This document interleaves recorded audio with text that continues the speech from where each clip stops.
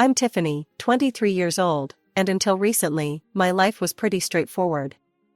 I live in the house I inherited from my grandmother, my mom's mom, and it's been my safe haven since my mother passed away from aggressive cancer a few years ago. After Mom died, it was just me and my dad. He lives on the other side of the city, and despite the horrific traffic and long commute, I made it a point to visit him every Friday after work. It became our little tradition. I'd bring his favorite takeout food, and we'd spend the evening watching old movies and sharing memories of Mom.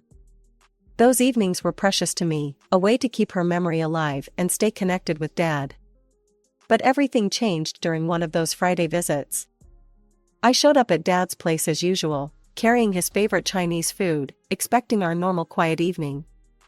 Instead, I found him nervously pacing in the living room, and he wasn't alone. "Tiffany, honey, there's someone I want you to meet," he said, gesturing to a pretty woman sitting on the couch. She looked to be around 35, professionally dressed, with perfectly styled hair and a practiced smile. "This is Rachel. She's my fiancé." I nearly dropped the takeout bags. Fiancé? Dad had never even mentioned dating anyone, let alone being serious enough to propose. For a moment, I felt a surge of anger. How could he move on from Mom so quickly? But then I caught myself. It had been several years since Mom passed, and Dad deserved to be happy, didn't he? Rachel stood up and extended her hand. "I've heard so much about you, Tiffany," she said warmly. "Your father talks about you all the time." I forced myself to smile and shook her hand. "Nice to meet you," I managed to say, even though my mind was racing with questions. The evening proceeded awkwardly at first, but as we ate and talked, I started to relax a bit. Rachel seemed nice enough, and it was obvious how much Dad adored her. He kept looking at her with those puppy dog eyes, and she'd touch his arm or shoulder occasionally in a way that seemed natural and affectionate. Just as I was starting to feel better about the situation, Rachel dropped another bombshell, so casually you'd think she was commenting on the weather. "Oh, by the way," she said while helping Dad clear the dinner plates, "my boys will be so excited to meet you. They're 6 and 8, such wonderful ages." I nearly choked on my water. Boys? She had children? Something about the way she delivered this information, like an afterthought, bothered me, but I pushed the feeling aside. After all, this was a lot to process in one evening. "That's great," I said, trying to sound enthusiastic. "I look forward to meeting them." As I drove home that night, my mind was spinning. In the space of one evening, my quiet, predictable life with just me and Dad had transformed into something completely different. Things moved quickly after that first meeting. Before I knew it, Rachel and her sons, Tommy and Jake, had moved into Dad's house. The boys were pretty much what you'd expect from kids their age, running around, making noise, throwing occasional tantrums, but also having their sweet moments. Tommy, the older one, was into video games, while Jake, the younger one, couldn't sit still for more than 5 minutes. 4 months flew by, and suddenly there was a wedding to plan. Rachel threw herself into the preparations with an intensity that was almost scary. She had opinions about everything: the flowers, the venue, the music, even the exact shade of tablecloths. "Tiffany, sweetie," she'd call me, her voice dripping with honey, "would you mind watching the boys for a couple of hours? I have an emergency meeting with the florist." Or, "The cake tasting got rescheduled last minute, could you please keep an eye on Tommy and Jake?" I didn't mind at first. It was only for a few hours here and there, and the kids were manageable in short doses. Besides, I wanted to show Dad I was trying to make this work. Then came the wedding day. The ceremony started well enough. The boys were cleaned up and on their best behavior, sitting quietly in their little suits. But as the reception dragged on, they got restless. I was sitting at my table, picking at my dinner, when I saw Tommy start flicking peas at his brother with a spoon. "Hey, guys," I said firmly, walking over to their table. "That's enough. You're going to hit someone." Jake had already grabbed his own spoon and was retaliating with mashed potatoes. "Cut it out," I warned them. "This isn't appropriate behavior." That's when Rachel materialized out of nowhere. Her perfectly manicured hand clamped down on my arm like a vice, and she practically dragged me behind one of the decorative pillars. "Don't you ever speak to my children like that again," she hissed, her face twisted with anger. Gone was the sweet, smiling woman I'd known for the past few months. They were throwing food at other guests, I tried to explain, rubbing my arm where she'd grabbed me. I was just trying to prevent a scene. "Listen to me very carefully," she cut me off, her voice low and harsh. "These are my children. You have absolutely no right to discipline them. When you have your own kids, if you ever have your own kids, then you can play mommy all you want. But until then, keep your mouth shut." Before I could respond, she'd plastered that fake smile back on her face and swanned back to the reception, cooing over Dad and charming the guests like nothing had happened. The changes started just a few days after the wedding. It was like Rachel had been waiting for that ring on her finger to show her true colors. That Friday, I drove to Dad's house as usual, fighting through rush hour traffic for over an hour. I had picked up Dad's favorite lasagna from Tony's, the restaurant he and Mom used to go to on their anniversaries. But the moment I walked through the door, something felt different. Rachel was lounging on the couch, our couch, where Mom and Dad used to sit, scrolling through her phone while the boys chased each other around the living room. She looked up at me with an expression I can only describe as annoyed. "Oh, Tiffany, you should really call before coming over." I stood there with the takeout bag in my hand, feeling like an intruder in the house I grew up in. "Call? But Dad and I always spend Friday evenings together. It's our tradition." Rachel sat up straighter, her eyes narrowing. "Well, things are different now. Your father has a family." The way she emphasized family made my stomach turn. "And I'll be the one establishing new traditions around here." I looked at Dad, who was sitting in his armchair, pretending to be absorbed in his tablet. He didn't say a word. Didn't even look up. The father who used to stand up to anyone who upset me, who taught me to always speak my mind, just sat there in silence. Then Rachel's face suddenly lit up with delight.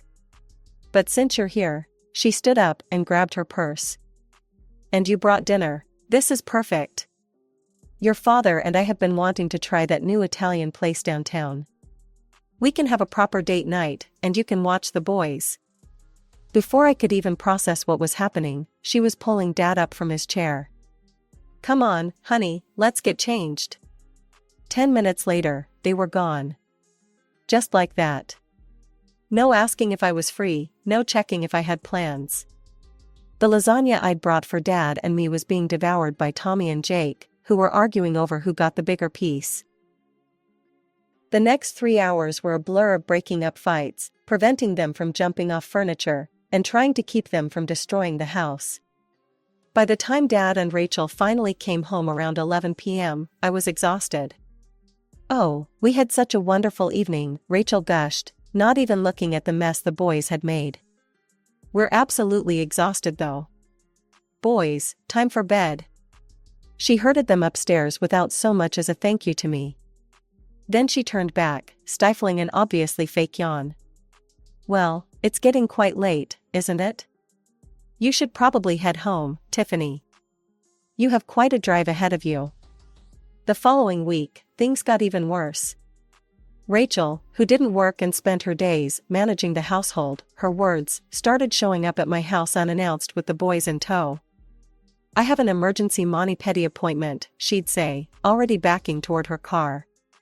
Or, "Your father's taking me to that new French bistro.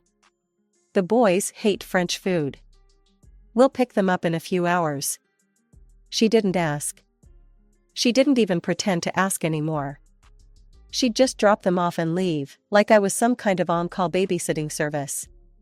Sometimes she'd show up right as I got home from work, still in my office clothes, too tired to argue. Finally, after weeks of this nonsense, I snapped. It was a Wednesday evening, and I had just finished a brutal day at work involving 3 client presentations and a system crash that lost me 2 hours of progress. All I wanted was to take a hot shower and collapse on my couch. Instead, I pulled into my driveway to find Rachel's SUV parked there, with her already unloading the boys and their backpacks. "Perfect timing," she chirped, pushing Tommy toward my front door. "I have a spa appointment and then dinner with your father. They'll need dinner in about an hour." "No," I said firmly, still standing by my car. "I wasn't hired to be your personal babysitter. I'm tired, I've had a long day, and I didn't agree to this." Her face turned an interesting shade of red. "How dare you?" She grabbed both boys by their arms, practically yanking them back toward her car. "Boys, get in the car," she snapped, then turned to glare at me. "You'll regret this attitude, Tiffany." She peeled out of my driveway so fast she left tire marks. I went inside, made myself a cup of tea, and had just started to relax when my phone rang. It was Dad. "What the hell is wrong with you?" he barked, before I could even say hello. "How dare you speak to my wife that way? She's in tears." "Dad, wait." "No, you wait. You're being cruel and selfish. I won't tolerate you treating my wife like this. She's been nothing but kind to you." "Dad, please, just listen." But he'd already hung up. I sat there staring at my phone, feeling like I'd been punched in the gut. That was the first time in my life my father had ever spoken to me that way. A week passed with no contact from either of them. Part of me was hurt, but another part was relieved to have some peace and quiet. When Friday rolled around, I treated myself to takeout and a bottle of wine, looking forward to a quiet evening alone. I was getting out of my car when I heard noises coming from inside my house. My heart started racing. Had someone broken in? I was reaching for my phone to call the police when I heard what was definitely children laughing. What the hell? I unlocked my front door with shaking hands and found Tommy and Jake sprawled on my living room floor, surrounded by empty snack packages and juice boxes. The TV was blaring cartoons, and there were crumbs everywhere. "What are you doing here?" I demanded. Tommy shrugged, not even looking away from the TV. "Mom dropped us off like 4 hours ago. She used the key to let us in and said we could eat whatever we wanted and watch TV." The key. Of course. I'd given Dad a spare key right after I moved in case of emergencies. "When is she coming back?" I asked, dreading the answer. "She's not," Jake piped up cheerfully. "She and your dad left for their honeymoon in Hawaii. They'll be gone for 2 weeks. I stood in my living room, staring at the two boys who had been left alone in my house for 4 hours. Anything could have happened to them. They could have hurt themselves, started a fire, or God knows what else. The more I thought about it, the angrier I got. My hands were shaking as I pulled out my phone. Before dialing Rachel's number, I opened my recording app and hit start.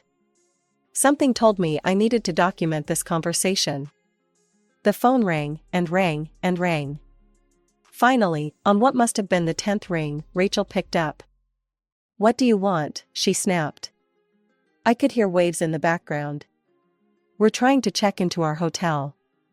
"What do I want?" I fought to keep my voice steady. "How about explaining why you broke into my house and abandoned your children here? Without even asking me?" Rachel's laugh was like nails on a chalkboard. "Oh, please, don't be so dramatic.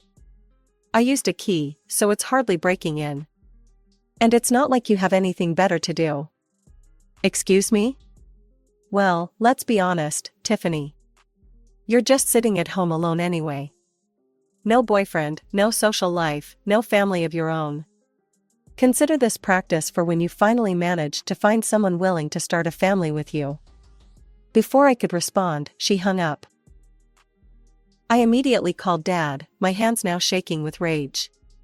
He picked up on the second ring. "What is it, Tiffany?" He sounded annoyed, like I was interrupting something important. "We're trying to start our honeymoon. Dad, Rachel left her kids alone in my house. She broke in while I was at work and—" "Stop making mountains out of molehills," he cut me off. "You're always trying to create drama. Can't you just let us enjoy our honeymoon in peace?" "I'm at work all day," I practically shouted. "I can't watch her kids." I have responsibilities, meetings, deadlines. Then hire a babysitter, he said dismissively. It's not that complicated. I took a deep breath, trying to stay calm. If it's that simple, why didn't you hire a babysitter before running off to Hawaii? We got a last-minute deal on the tickets, he replied, like that explained everything. There wasn't time to make arrangements. Look, I have to go. Rachel's waiting. Click. I stood there staring at my phone, barely able to process what had just happened. My father, who had once grounded me for a week because I forgot to call when I was going to be 10 minutes late coming home from school, thought it was perfectly fine to abandon 2 young children in an empty house for hours. That's when I noticed Tommy sprawled on my couch, tapping away at his smartphone. A thought suddenly hit me. Hey, Tommy, I called out, trying to keep my voice casual. Do you have your dad's phone number? Your real dad, I mean. Tommy barely looked up from his game. Yeah, we talk to him all the time. Want me to show you? He pulled up his contacts and showed me the screen. I quickly copied the number into my phone, my heart pounding. I stepped into my home office for privacy and dialed. The phone rang twice before a deep voice answered. Hello? Hi, is this Mr. Anderson? I took a deep breath. You don't know me, but I'm Tiffany, Rachel's new stepdaughter. I'm calling because, well, there's a situation with Tommy and Jake that you should know about. What kind of situation? His voice immediately sharpened with concern. Are they okay? I told him everything, how Rachel had been using me as free childcare, how she'd broken into my house while I was at work, how she and my father had abandoned the boys for 4 hours before jetting off to Hawaii. As I spoke, I could hear his breathing getting heavier. Text me your address, he said firmly. I'll be there in an hour. And Tiffany, thank you for calling me. True to his word, exactly 1 hour later, my doorbell rang. When I opened it, I found a tall man in his early 40s. Behind him stood another man in an expensive-looking suit, carrying a leather briefcase. Dad, Tommy and Jake shouted in unison, running to hug him. He wrapped them both in a bear hug, and I could see the relief on his face. Boys, why don't you go pack up your things, he suggested, ruffling their hair. And clean up any mess you made in Miss Tiffany's house. As the boys scurried around collecting their belongings, he turned to me. This is James Carlton, my attorney, he said, gesturing to the man in the suit. Would you mind if we talked for a few minutes? We sat at my kitchen table while the boys cleaned up the living room. Mr. Anderson, please, call me Steve, ran his hands through his hair in frustration. I've been dealing with Rachel's stunts for years, he said quietly, so the boys wouldn't hear. Missing scheduled visits, changing plans last minute, using the kids as pawns.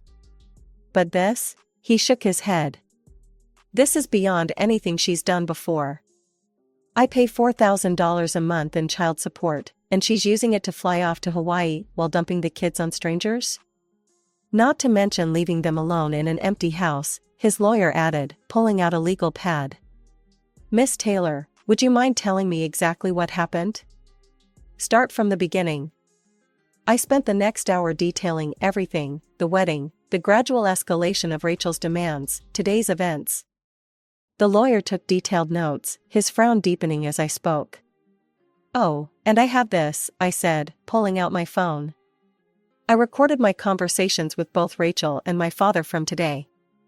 Would that be helpful? The lawyer's eyes lit up. Very helpful. Would you mind forwarding those recordings to me? After I sent him the files, he played them back, nodding as Rachel's condescending voice filled my kitchen. When the recordings finished, he looked at Steve. This is exactly what we needed, he said. Abandonment, endangerment, misuse of child support funds. Your ex-wife has handed us a golden opportunity. The next 2 weeks passed quietly. Not a single call or text from Rachel asking about her kids. Not even my dad checked in to see if everything was okay. They were apparently too busy enjoying their Hawaiian paradise to worry about 2 young boys they'd abandoned in my house. Then came Friday. I'd just gotten home from work and changed into comfortable clothes when my front door burst open. Rachel stormed in like a hurricane, her face red with rage, my father right behind her. She was waving some kind of official-looking letter in her hand. "Tommy, Jake," she screamed, looking around wildly. "Where are my children?" I stayed seated on my couch, surprisingly calm. "They're with their father." Rachel froze. "What? Their father? You know, the man you had children with before you married my dad? The one who actually cares about their well-being?" She lunged at me, her perfectly manicured nails nearly catching my hair. "You little snake. Do you know what this is?" She shook the letter in my face. "This is a notice from family court. My ex-husband is suing for full custody. They're threatening to take away my parental rights. Maybe you should have thought about that before abandoning your kids in an empty house," I replied, standing up to face her. "We're using them as pawns in your games. We're spending their child support money on Hawaiian vacations." She turned to my father, clearly expecting him to defend her. He stepped forward, his face dark with anger. "I never thought my own daughter could be so vindictive," he spat. "You've destroyed your stepmother's family out of pure spite. As far as I'm concerned, you're no longer my daughter." The words hit me like a physical blow, but I kept my face neutral. "I didn't destroy anything, Dad. Rachel did that all by herself." Rachel let out another screech of rage and stormed out of my house. My father gave me one last disgusted look before following her. The custody hearing took place 3 weeks later. I sat in the witness box, feeling Rachel's glare burning into me as I calmly recounted everything that had happened. The abandonment, the breaking and entering, the casual disregard for her children's safety. When the lawyer played my recorded phone conversation with Rachel, her face went from red to white. Her dismissive laugh echoed through the courtroom. "Consider this practice for when you finally manage to find someone willing to start a family with you." The judge's expression grew stormier with each piece of evidence. By the time I finished my testimony, Rachel was slumped in her chair, her previous arrogance completely deflated. The verdict came down like a hammer. Full custody awarded to Steve Anderson. Rachel's child support payments terminated immediately. A stern warning that any further instances of child endangerment would result in complete termination of her parental rights. You'd think losing custody of her children would have humbled Rachel, but you'd be wrong. Instead, she and my father launched a campaign of harassment against me. My phone would blow up with messages calling me every name in the book. When I blocked their numbers, they started calling from different phones. When I blocked those, they began showing up at my house. They'd pound on my door at all hours, Rachel's shrill voice carrying through the neighborhood, "Open this door, you home-wrecking little bitch." I tried to ignore them, but one day, after a particularly rough week at work, I'd had enough. When the banging started, something inside me snapped. I marched to the door and threw it open. "You want to talk? Fine. Let's talk." They stormed into my living room, Rachel immediately launching into a tirade about how I'd ruined her life, how she couldn't afford her spa treatments anymore without the child support money, how dare I interfere with her family. I let her rant for about 30 seconds, before turning to my father. "Are you done?" "We're not done until," Rachel started, but I held up my hand. "I wasn't talking to you." I focused on my father. "Hey Dad, remember Mom's house?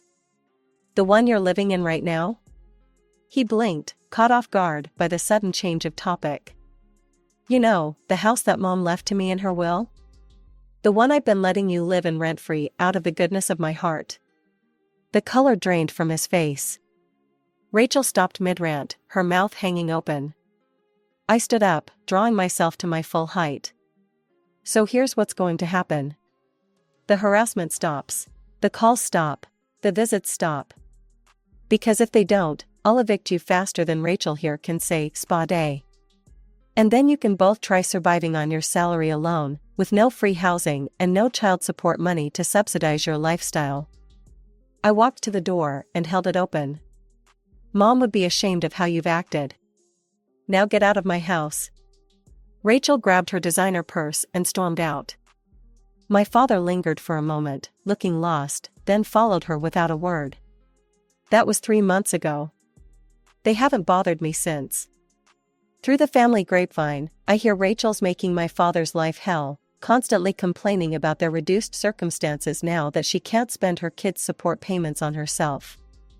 Apparently, they can barely afford their lifestyle on just my father's modest salary.